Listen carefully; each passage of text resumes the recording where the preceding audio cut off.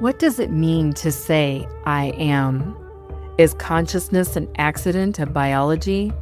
Or is it the fabric of the universe? On Spinning the Light, we bridge the gap between ancient wisdom and modern inquiry. We're stripping away the illusions of the ego to find the radiant core of human existence. Join us, your hosts, Christy and Sharon, as we unravel the mysteries of the mind and illuminate the true nature of being. This is Spinning the Light. Hello, welcome once again. It's so funny because I'm always so excited to do this podcast. I really am. I love the topics. I love the exploration of things. Mm-hmm. You know what I mean?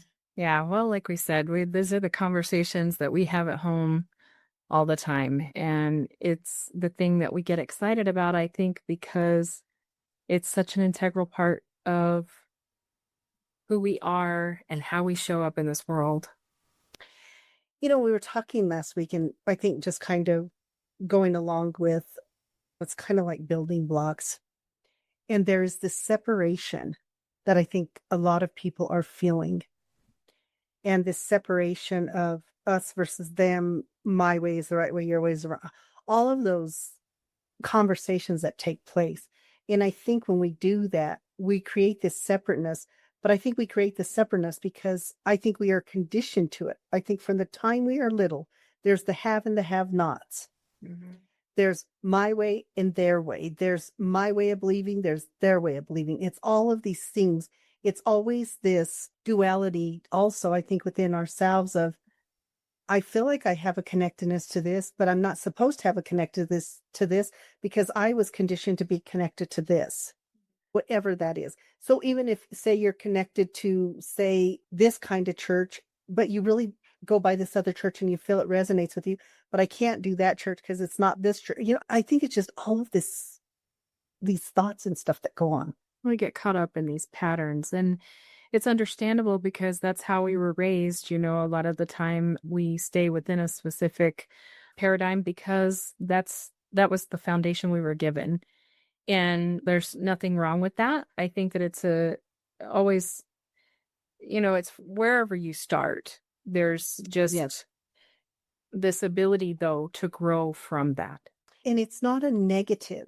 And I want people to understand when we're talking about this, there's no negativity to it. It is what it is. Mm-hmm. But it is our ability to transcend this moment into the next moment that we're talking about, that questioning. And we talked last week, we're taught not to question. Yeah.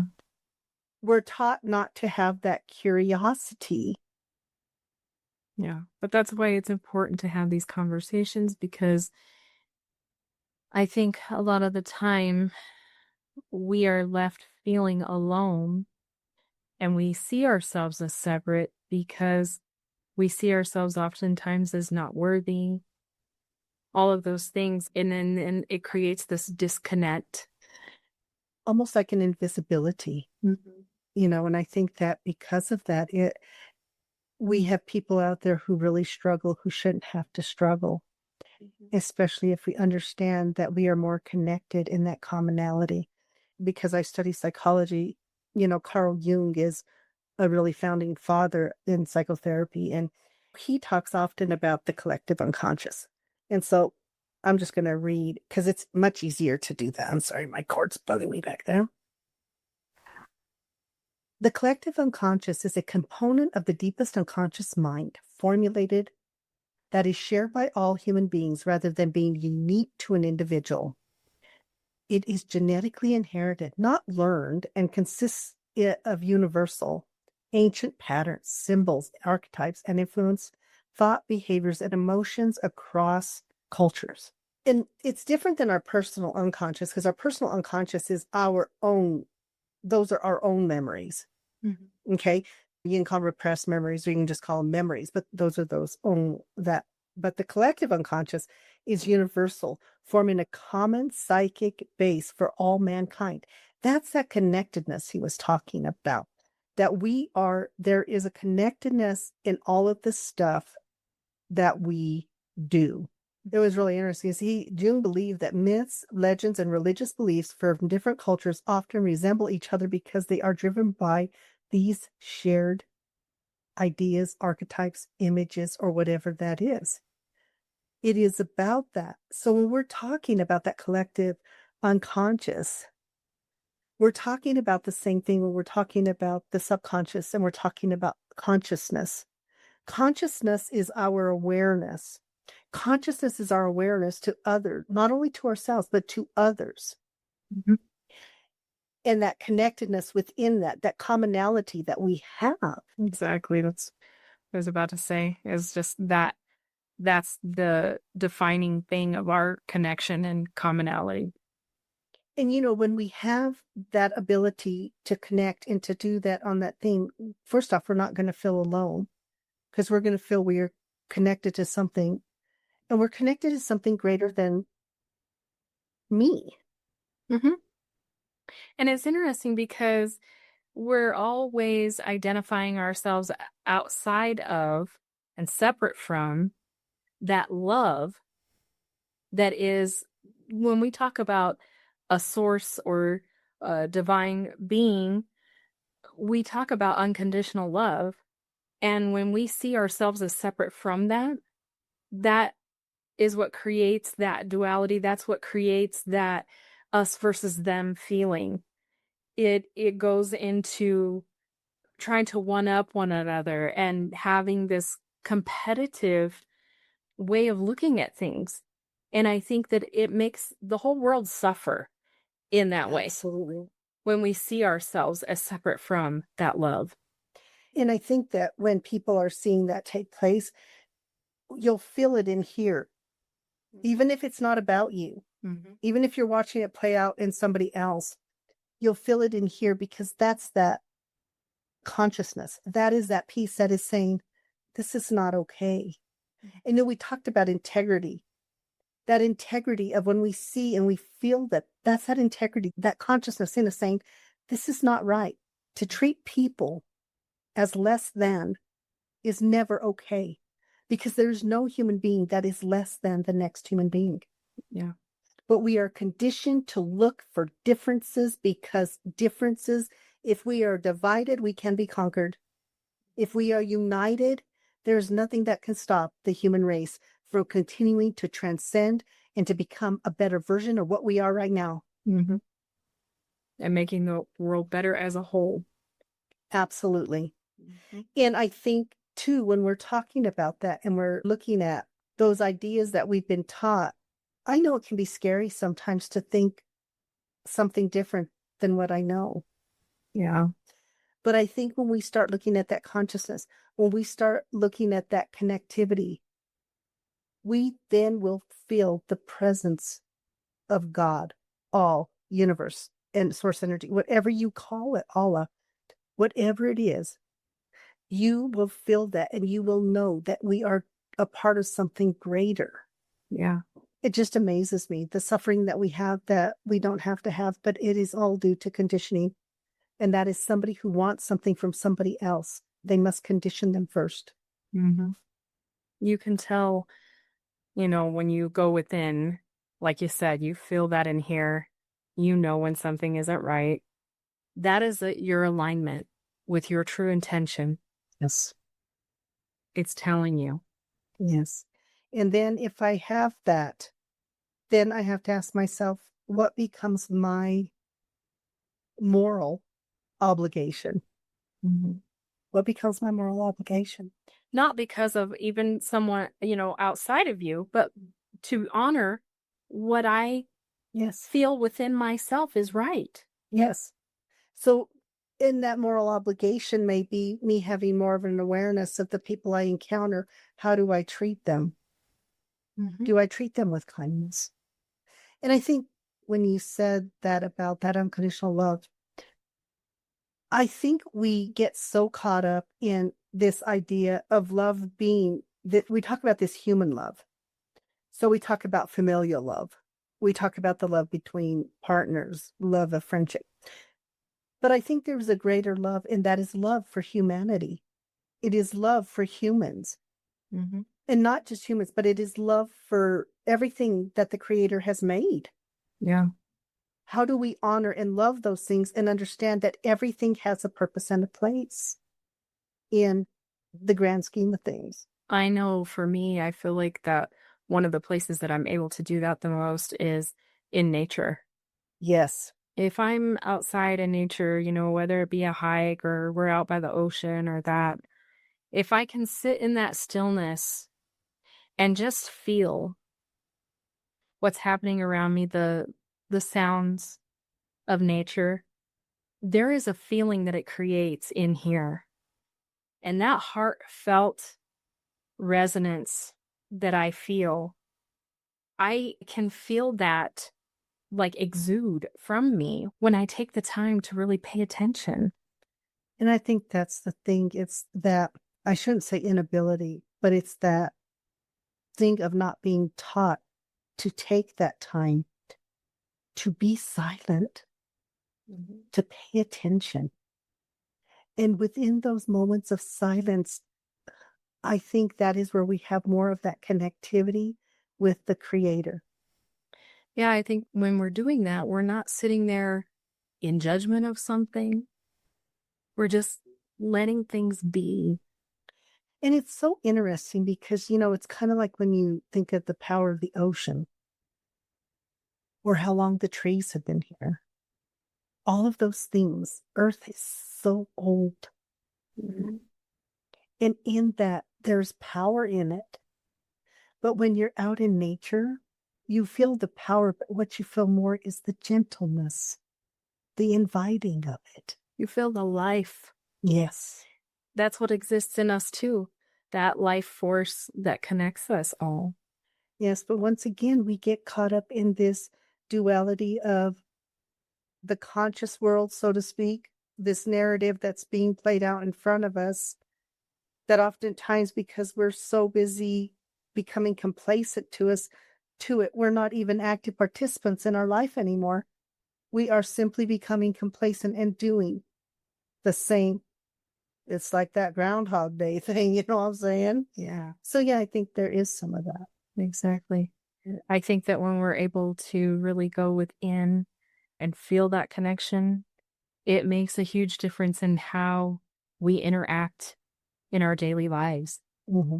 And it's going to bring you that peace knowing that you're showing up in your most authentic way to be able to convey that love that, like I said, if you're going within and you're feeling that connectedness to the divine, you know what that love feels like. And I think that's the thing. When you're talking about that love on that divine level, that should be something that is emulating out of you. Mm-hmm. And when we're looking at things and we're looking with judgment, or if we can switch to a place of love and understanding and empathy, all of those things that are so important to that connectedness that we should be trying to create with each other, Mm-hmm. regardless if we know somebody or we don't. Yeah. Do we care? And the answer should be yes. But I cannot tell you how many times I hear present, I don't care about that shit. That doesn't have anything to do with me. But it does. All of it has to do with us It does. because we are interconnected. Well, yeah. And that's, like I said, that integrity, that piece of you that when no one's watching, who am I? How am I presenting? What do I want to show the world? And you know where I think I see this a lot is when, once again, when you have a post, and it might be a positive post and all that, and you go and you look and there's these people who are throwing out the negative, or somebody's sharing an opinion, somebody else is there trying to tell them why their opinion is wrong and my opinion is right. We have gotten so much into that in this whole thing. I mean, it can be from the color you see to the color you don't see, to our politics, to our religion, to who you love, who you don't love, to it can be anything. Mm-hmm. This car is good, this car is not good. I mean, people will argue for the sake of arguing because they want to prove their point. And this is what I tell people. Most of the time that you are trying, and I'm going to do politics, and I ask me, when have you ever noticed somebody changing their political view because you have come at them so strongly with your political view? Yeah, that is The hard. answer is never. because it's not a conversation. It's not about growing. It's not about not about truly learning about where you are coming from. It is about you trying to force something on somebody else. And when we're trying to force an idea onto somebody else, the wall shuts. Yeah. There is no growth. There is no learning. There is no It conversation. just becomes resistant. Yes. So, as I've mentioned, I have been reading The Living in a Mindful Universe by Eben Alexander. And he made a note from actually, this is another book called Be Here Now by Ram Dass. But I wanted to share this because I really feel like that it goes with this message. Through the journey inward, going deeper and deeper to meet truth, we come to see the oneness we share, the oneness we are, together, no boundaries of separation.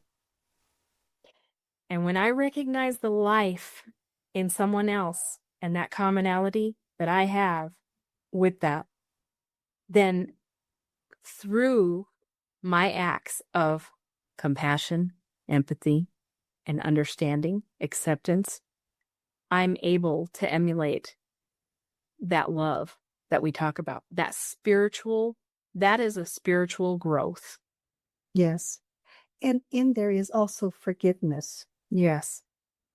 People hold on to stuff they don't have to hold on to sometimes. But that's another thing we're taught.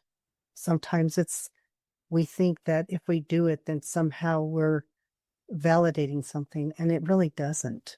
And so I think once again, when we do go to that place, we're talking about that consciousness. We're not talking about surface stuff. We are talking about truly that connection when you get to that place where you are connecting.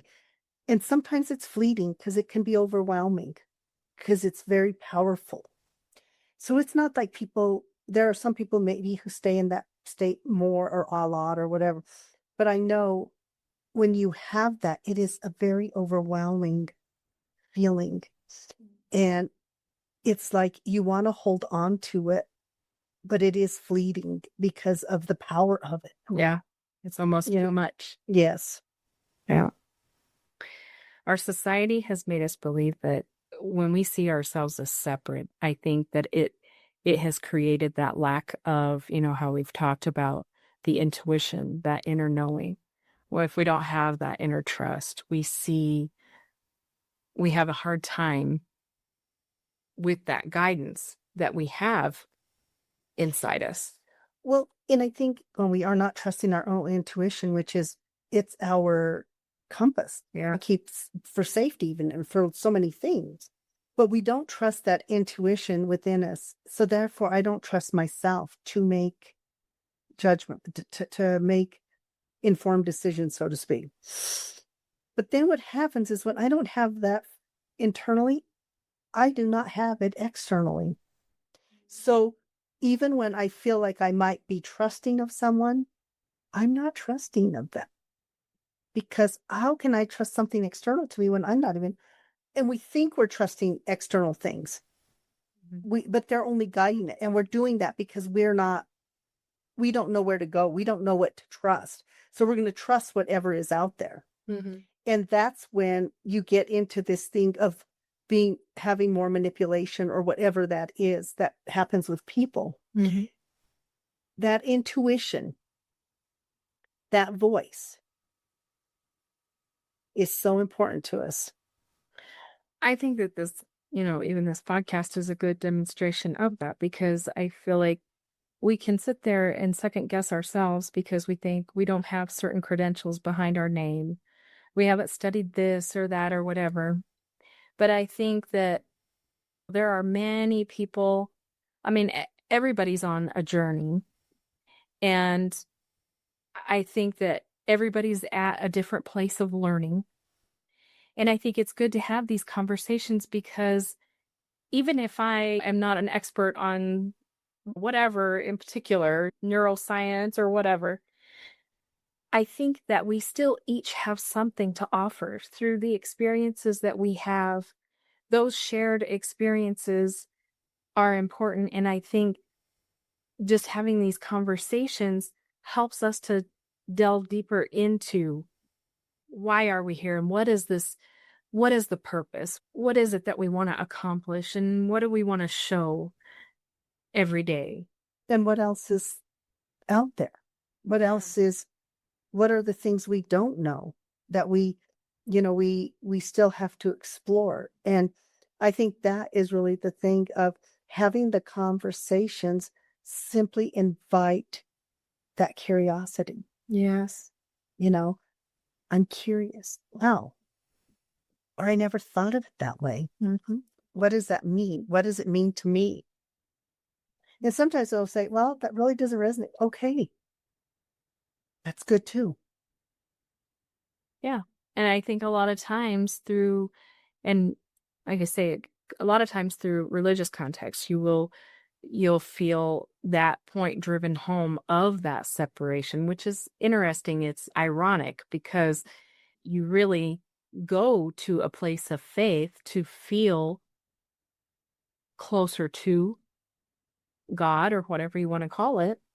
And sometimes through that, we have this thing that we're not worthy and that we are somehow lost and that we are somehow no longer a part of, even though we were created in his image, is what it says scripturally.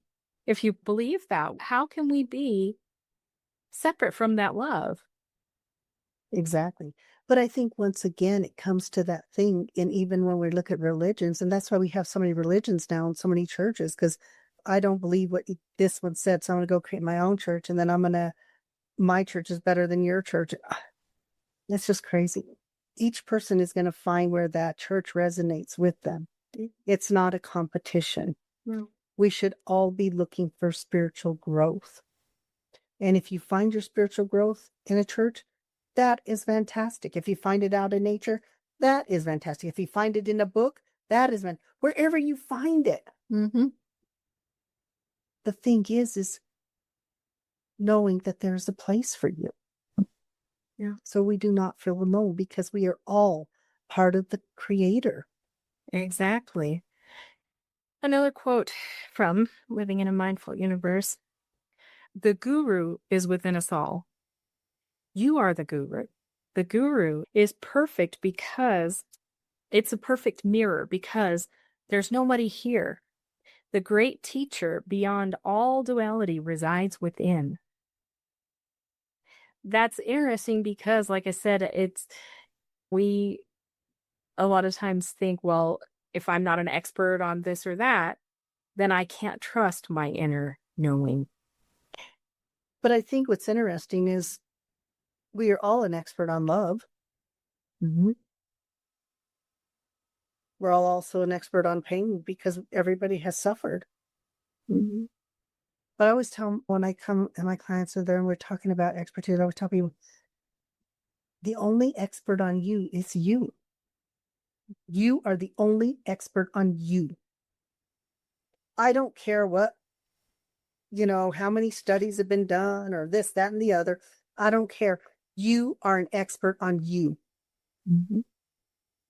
I only know what you allow me to know. I only know because you are the expert on you. You are the only one has the ability to change and to grow in that aspect. Exactly. But I think, once again, we've talked about this.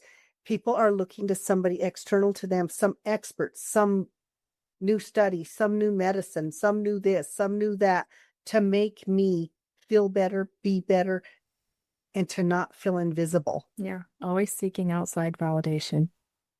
When we have full trust in our divine connection to Source, God, Creator, whatever you call Source, this message is often lost through the messages of Orthodox religion. It's not emphasized. So we see ourselves as separate instead of interconnected with all life. That connection lives within our ability to show love, compassion, acceptance, and kindness. If you can see the world through that lens, you can conjure up the inner guru. And I think that inner guru that we're talking about is that connection with our consciousness And then once we have that connection with our consciousness and to the Creator, how could we emulate anything different? Exactly. That's where we show up and display that integrity that we talk about. So, And I think even with that, and some people will say, well, that's like saying you're God. No, we are a part of God, Creator. yeah, We are a part of that. that connection. So how could we not be our own guru, Yeah. that own spiritual light? I don't understand. One more quote.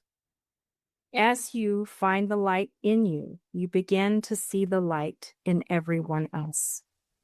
We're all just caught up in the delusion. All of us caught in the illusion. Emerging from duality is being aware of it all as an illusion and yet still being so much of it. Yes. We are part of the whole. We each have our own unique things. And that's what's so wonderful, is what makes we can celebrate life through all of those different cultural differences and things that we have, but we have this commonality, this human commonality, that we can show up with love, compassion, and kindness and acceptance. Absolutely. And I think sometimes the illusion that we live in is the separateness. That is the illusion. That is the created illusion that somehow we are better than, less than, belong to this socioeconomic class, this, that, or the other.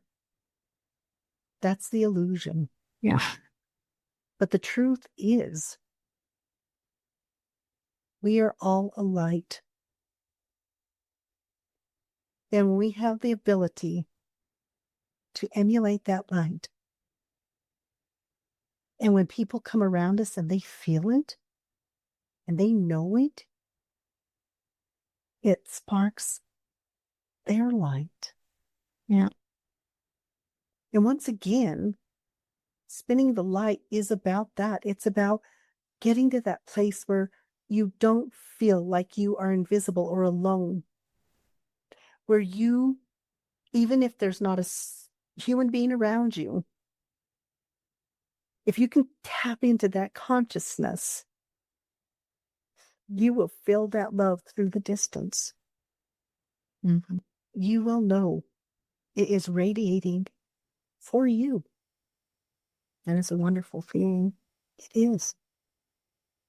And I think when we keep that in mind, when we keep in mind what is our intention, if I set my intention for the day to do my best, to love at the greatest capacity that I can, to listen and be present, that is an amazing gift that not only do we give to ourselves, but we give to other people. Mm-hmm. The more that you can cultivate that inner awareness and be the observer of how you deal in the world. When you, at the end of the day, if you sit there and you reflect on the day and you think, I'll think to myself, did I show love in that situation? And of course, there are many times where I can say, nope, wasn't feeling that. We've all had it. Yeah.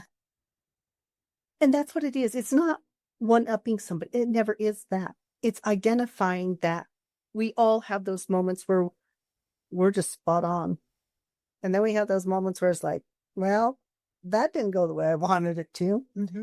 And once again, it's when we stop and pay attention to what's going on internally, we're creating and feeding something internally that's not in alignment with that love, that compassion, and all that we're really trying to emulate. And that gives us a lot of information how to show up the next time and be even better. Absolutely. And today we talked today, and this is the book. I don't know if we can get a good picture of that. I'll give it a oh, there it is. But anyway, it's Living in the Mindful Universe by Dr. Alexander with Karen Newell. A really great book. It's a part of a series. And the first one is Proof of Heaven, and then Map of Heaven, and, some really interesting, fascinating information in them. And we'll be talking more about using some of this book and stuff like that. But, you know, when we're talking about mindfulness and consciousness, another really good one to check out is Eckhart Tolle, who does some really amazing work around this area as well. And we do a lot of his books and we went to a talk that he had. So we got to do that in person. And that was really fascinating. You talk about energy. Yeah. Has an amazing energy to him. There's a calmness about him. So it's like you get around him and he's just, Yeah. So we are hoping that you can take something from this talk and that it resonates with you. You can find us on spinningthelight.com. That's our website, and you can find the episodes there or wherever you get your podcasts. We're also on social media, Facebook, Instagram, TikTok. and we have Worlds of Wonder which is our YouTube channel. And we're always excited about that one too, because that just is a kind of a montage of travel and stuff. And That's where our inner world meets the outer world. So it's always really fun. yeah. We'll be in New York next week, meeting up with some of the other people from Noon Vibe, which is another amazing platform, you know. And if you haven't heard about it, you can get on. It's a free app, but there are people who talk that just different topics, whether you want to talk about vegan stuff, if you want to talk about weight, if you want to talk about mental health, or there's just a montage of different people on there who give talks, and it's a community. One of them is Kudos and the Gathering, and that's by Cecilia. And she does this, and she just really works on building this and helping people to have that place where they can showcase some of the stuff that they are doing. It's just an amazing app. Positive and uplifting. And I'm on there every Saturday and Sunday at 10 a.m. I do what's called the chat, and it's just a really cool thing. And people jump on, it's live. So it's in that in the moment thing, which is kind of neat. Yeah. Saturday, Sunday, 10 a.m. Mountain Standard Time. As always, we appreciate you. We're so grateful for you. Yes. Extremely, extremely grateful for you. And for, we always say this, whether it's 10,000 people listening or one, we're here for everyone. If it's one, it's one, but we do ask that people follow, like, click, share, all those things, y'all know what that is. If you subscribe on the website, then you'll receive an email whenever we have a new episode. And we're really interested in building a community. And so if you get on there, we really appreciate it. We'll be having a newsletter. They'll be coming out monthly. And I think the other thing is if you have ideas or thoughts on this, share them with us. Mm-hmm. Share them with us. Yeah, you can connect with us on there. On Facebook, anywhere. Yeah. Connect with us, because if you do, we want to hear your stories. If you have those moments where you had the aha moment or whatever, share with us. We'd love to share it with our audience and stuff like that. Yeah. So, once again, thank you so much. We appreciate you, and we will be back next week. And so, yes, we're doing our best to publish every Sunday by 2 p.m. Mountain Standard Time. Anyway, thank you so much.